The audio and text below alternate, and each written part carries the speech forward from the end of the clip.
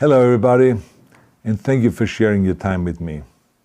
I'm sending this message through various different channels to reach my dear Russian friends and the Russian soldiers serving in Ukraine. I'm speaking to you today because there are things that are going on in the world that are being kept from you, terrible things that you should know about.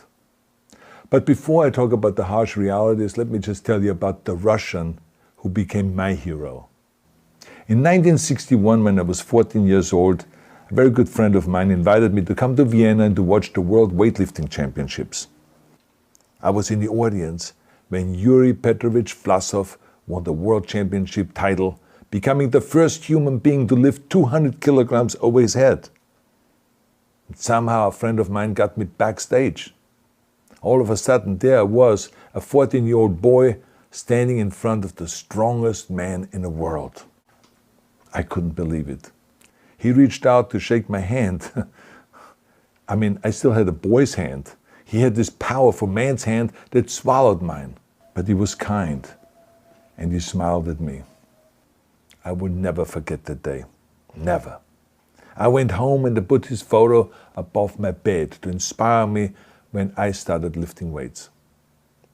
My father told me to take down that picture and to find a German or an Austrian hero. He got really angry, and we argued back and forth. He didn't like Russians because of his experience in the Second World War. You see, he was injured at Leningrad, where the Nazi army that he was part of did vicious harm to the great city and to its brave people. But I did not take the photograph down, no, because it didn't matter to me what flag Yuri Vlasov carried. My connections to Russia didn't stop there, by the way. Oh, it actually deepened when I traveled there with bodybuilding and for my movies and met all my Russian fans.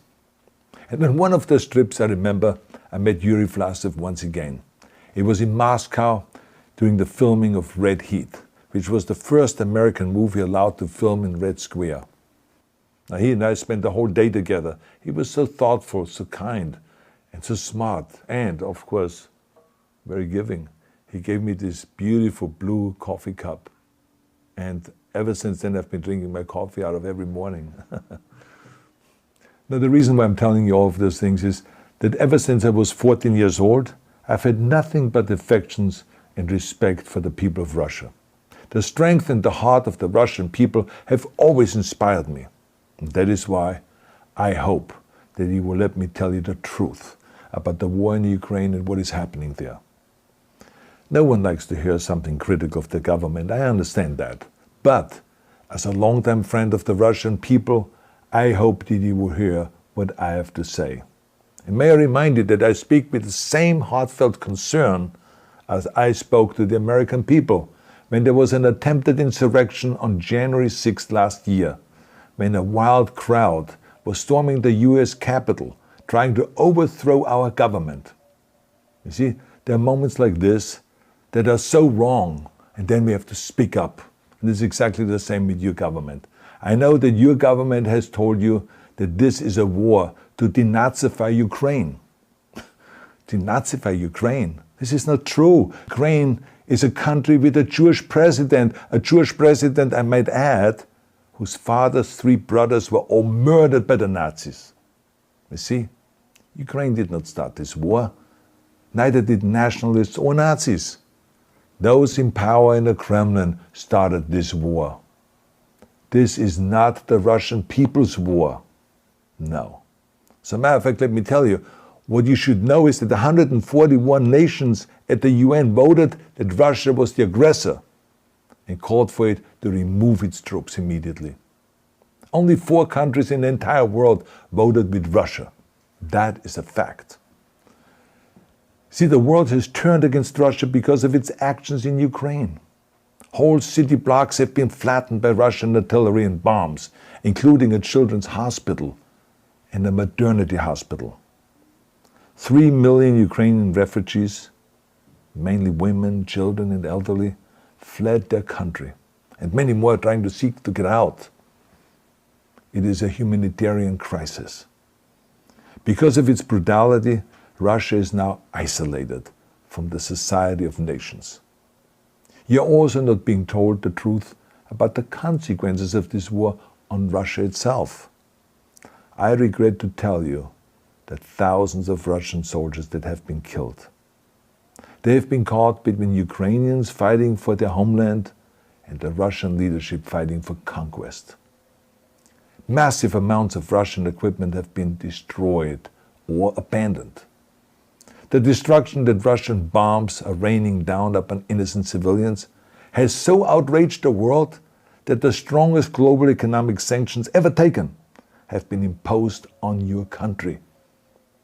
Those who don't deserve it on both sides of the war will suffer. The Russian government has lied not only to the citizens, but to its soldiers. Some of the soldiers were told they were going to fight Nazis. Some were told that the Ukrainian people would greet them like heroes, and some were told that they were simply going on exercise. They didn't even know that they were going into war. And some were told that they were there to protect ethnic Russians in Ukraine. None of this is true. The fact is that Russian soldiers have faced fierce resistance from the Ukrainians who want to protect their families and their country. When I see babies being pulled out of ruins, I think that I'm watching a documentary about the horrors of the Second World War, not the news of the day. Now let me tell you, when my father arrived in Leningrad, he was all pumped up on the lies of his government. And when he left Leningrad, he was broken, physically and mentally. He lived the rest of his life in pain. Pain from a broken back, pain from the shrapnel that always reminded him of these terrible years, and pain from the guilt that he felt. To the Russian soldiers listening to this broadcast, you already know much of the truth that I've been speaking. You've seen it with your own eyes. I don't want you to be broken like my father. This is not the war to defend Russia that your grandfathers or your great-grandfathers fought. This is an illegal war. Your lives, your limbs, your futures are being sacrificed for a senseless war condemned by the entire world. Now, to those in power in the Kremlin, let me just ask you, why would you sacrifice those young men for your own ambitions? To the soldiers who are listening to this, remember that 11 million Russians have family connections to Ukraine. So every bullet you shoot a brother or a sister. Every bomb or every shell that falls is falling not on an enemy, but on a school, or a hospital, or a home. I know that the Russian people are not aware of such things are happening. So I urge the Russian people and the Russian soldiers in Ukraine to understand the propaganda and the disinformation that you are being told. I ask you to help me spread the truth. Let your fellow Russians know the human catastrophe that is happening in Ukraine. And to President Putin I say, you started this war. You are leading this war. You can stop this war. Now, let me close with a message to all of the Russians who have been protesting on the streets against the invasion of Ukraine. The world has seen your bravery. We know that you have suffered the consequences of your courage. You have been arrested, you have been jailed, and you have been beaten. You are my new heroes. You have the strength of Yuri Petrovich Vlasov. You have the true heart of Russia. My dear Russian friends, may God bless you all.